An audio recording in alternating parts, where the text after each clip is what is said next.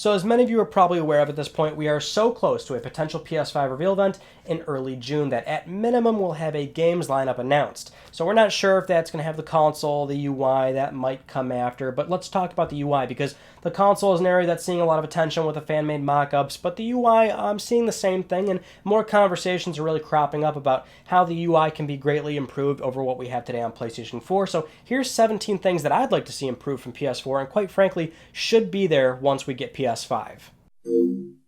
Now, before we really dive into this, it is important to go over what we know so far about the UI. Sony's confirmed a few things. Not a whole lot, but they have told us they want us to boot games in a second, so very quickly, we've heard about that with the SSD stuff, but also installing and deleting certain sections of a game. So let's say you finish the single player, you want to just keep the multiplayer, save some SSD space. In theory, you can do that. You don't have to install patches anymore, so you still have to download them, but good quality of life improvement that you don't have to install them. Also, transparency in your game pages. So despite the fact that you can boot games in a second or very quickly, Sony wants to show you information before you start that game. So that could be your current mission, your progress on an objective, or active friend lobbies that are going on in that game. And presumably, if you were to hit those lobbies, you're actually jumping past traditional splash screens or even the main menu and jumping right to that lobby, right? It's all about immediacy. It's all about transparency. That's what they've said so far. The other thing that we have is 2 Devkit UI pictures originating from 4chan. Now, we don't know if these are real, but if they are, then they look somewhat similar to PlayStation 4 with key differences. The icons are larger. You would assume that the XMB is still present above it if you were to hit the left stick. If they are genuine, it will probably look somewhat similar to this on retail hardware, given that the early PS3 XMB and the early PS4 dynamic menu were pretty much the same thing, right? So if it is real, then this would just be built upon and it would still principally look very similar. Either way, going into number 1, keep the XMB. This is Sony's cross-media bar. They've been using this UI for a very long time, as early as Sony Bravia televisions, the PSP, PlayStation X, PlayStation 3, that's where it's most commonly known, but it's a UI that Sony's been using for a long time and for good reason because it works, it's snappy, responsive, it's very easy to use, and I was so happy that they kept design characteristics of the XMB into the PlayStation 4 dynamic menu. And so from the early Devkit images that we did see, you would assume the XMB still lives above the main horizontal row of icons. Now for number 2, let's go over all these patents that we've recently been seeing for virtual assistants, AI, accessibility features. Clearly the company's putting a lot of stock in this area. They're doing a lot of R&D. It's just a matter of how many of these will come to the PS5's UI as a consumer-facing feature. This is an area where I'd argue that, a lot of these make sense, but some of them don't. One of the recent ones that we saw was, you're playing a game, this level will take, say, 45 minutes, the assistant will try to chime in and say, if you use this resource, the level will be finished faster. You have a TV show starting in X amount of time, so we want you to finish the game faster or something like that. I don't know, to me that sounds very obtuse, complex, seems like it would be difficult to really learn the player's habits in such a way where that really makes sense. If we do have some kind of assistant really baked in where it talks back to you, right? Like we know the DualSense has a microphone built in. They also presented it as using the PlayStation app to ask it there, but basically you could say in an open world game, hey, where is the nearest health pack? And then it will actually put it on the map in that game. Right now, developers will have to take use of this, so there's the caveat, and this is what's really probably going to cripple this if it's a real feature. But that is something that I think actually is practical, and I could see myself using it. If the assistant can take care of that, I would use it. Now, as I just mentioned, going into number 3, we know that the DualSense has a microphone. That is confirmed. You can speak into this thing, but let's do speech to text. Make it very easy to type. Obviously, on a console, it's difficult. You're using a controller, and no matter how you try to, no matter what way you choose, unless it's a keyboard, or if you use the smartphone app for iOS and Android where you can type it in that way, but even that's kind of a pain from picking it up off your desk and, logging into the app, setting it up, sending your text. All that just sounds like a pain.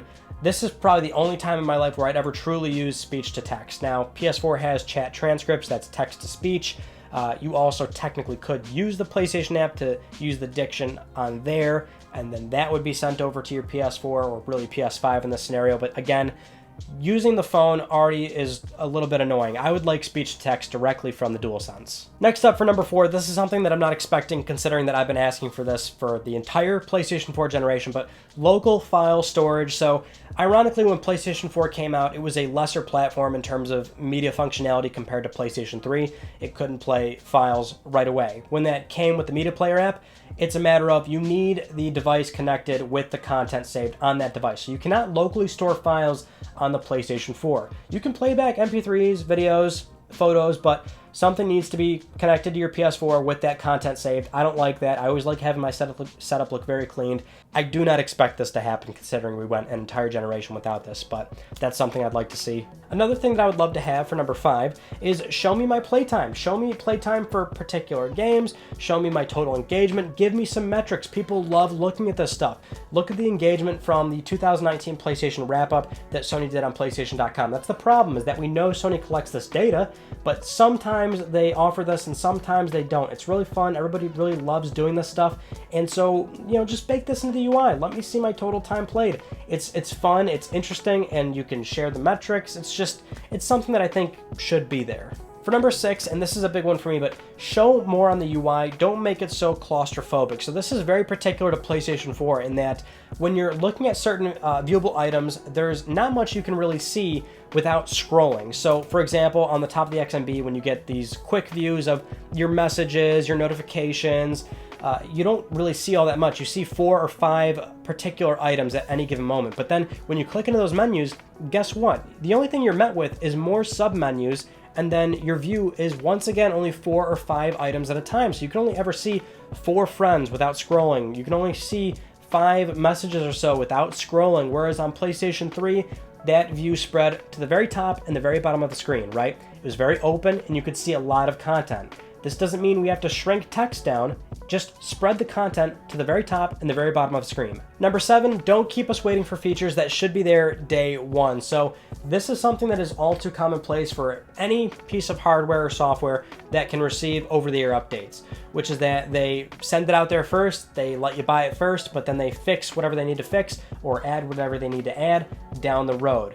And that's fine. Obviously, there is an expectation that with PlayStation 5, you want the system to improve over time. It's not going to be feature complete from day one. That, goes without saying. But our more recent example, PlayStation 4, the console comes out, it doesn't have custom backgrounds, it doesn't have folders, it doesn't have external HDD support. These are things that I would hope are there day one. And on the flip side of that, going into number 8, don't take away too much. So this is something that I'm going to call right away, where you're going to buy PlayStation 5 and you're going to be pretty upset at all the things that are missing from PlayStation 4. It's going to happen, I'm telling you, especially given that it is a new platform, so inherently it will be different in a number of fronts, and it's just going to be a thing where, something very minor, some kind of menu that you always use, some kind of toggle that you always access. Maybe it's an accessibility thing, deep into settings that you always like to mess with or turn around with. Whatever it is, something's going to be missing. There's going to be an uproar with, hey, PS5 doesn't do this and PS4 does. If anything, set your expectation right now that your PS5 day one will probably do less than what your PS4 does. Number 9, let's talk about that DualSense Create button. Sony has had a lot of success with the DualShock 4 Share button, and so we know that they're going to capitalize on that further. We just don't know what that really looks like. But what I imagine it would be is Sony blurring the lines between developer-made photo modes and one that is baked right into the PS5's SDK. So current generation games right now, the developer has to make their own photo mode. You would enter that photo mode when you're playing the game, line up your shot, take your screenshot from the share button or take a video or whatever you want to do, right? But this time around, it would be something where, because it's built into the SDK, this alleviates a lot of work for most developers that otherwise probably wouldn't have even done a photo mode. You click the create button and that will jump you right into a photo mode, or you could toggle if you wanted to trigger a video or something like that, right? But hitting the create button, you entered the photo mode natively. All the filters, effects, panning, zooming around, this is all kind of done retroactively again, so the developer doesn't have to do a whole lot of work in this area. And more importantly, build in a bunch of these Share Factory features right there. So Share Factory on PS4 is a separate app. It's a very powerful tool, actually. There's a lot you can do. You can add your own face cam, your own voiceover, you can splice clips, you can do transitions, you can even make GIFs. It's really cool. Some people don't even know that. You can make GIFs on your PS4.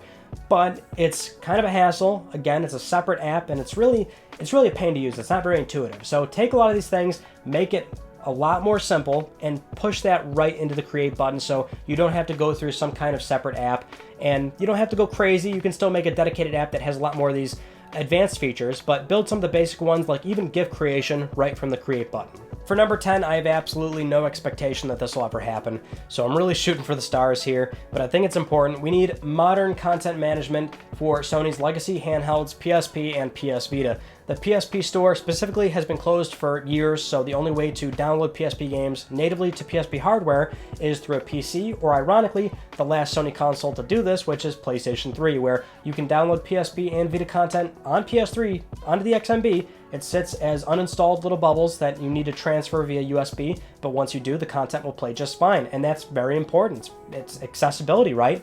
And for Vita down the road, when the store closes there, that'll also be very important. Vita's a heavy digital platform, so something needs to be offered on PlayStation 5. I truly think so. Now, I don't think this will happen, but it's something that I wish would happen.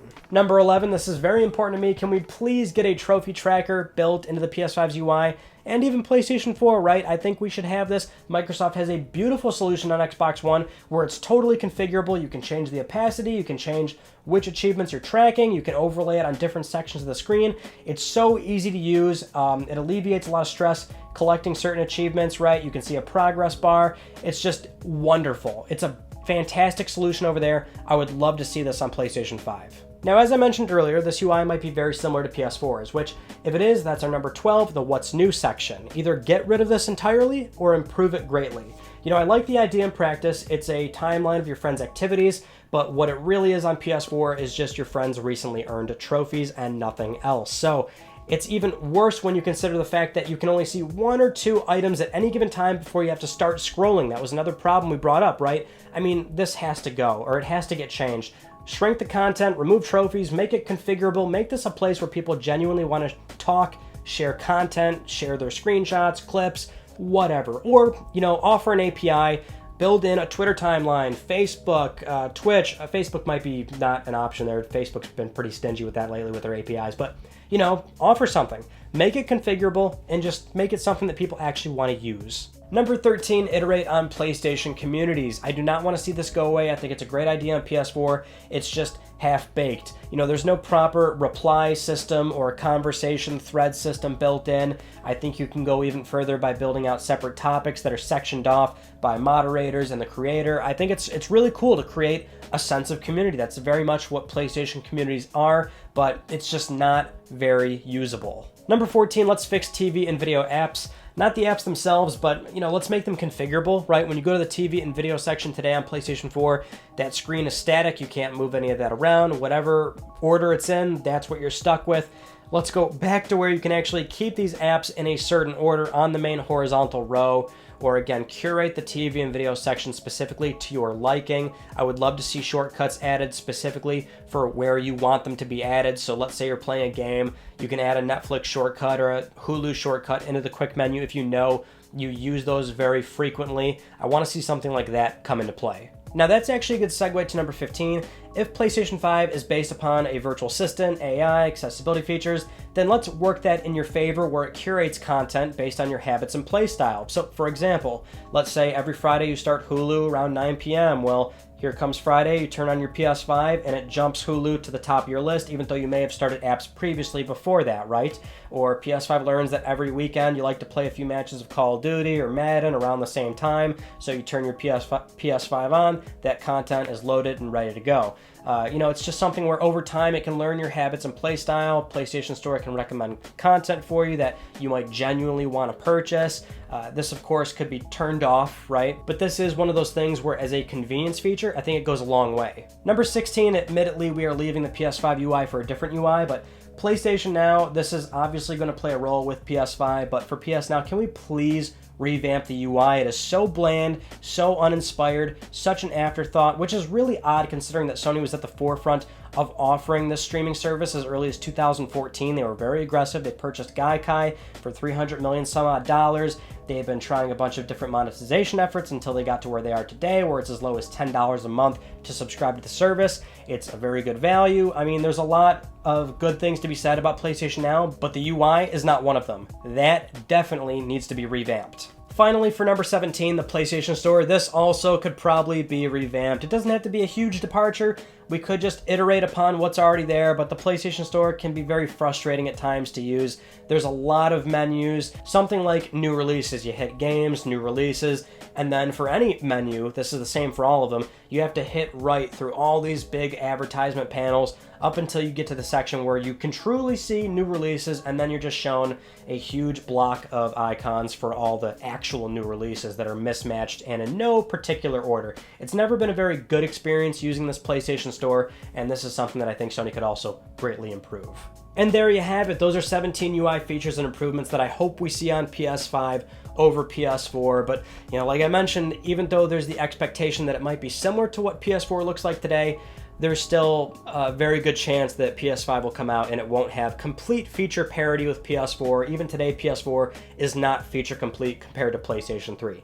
It's just the way it is, so hopefully it won't be too severe on PS5, but still, given the SSD, what Sony has already said so far, there's a lot of room for where PS5 can greatly enhance your overall user experience. Thank you so much for watching this video. I hope you've enjoyed it. If you have not yet, of course, please subscribe for the best PlayStation news, reviews, and updates that are here on YouTube. You can follow me on Twitter at Mystic Ryan, and that is it. I will see you all in my next video.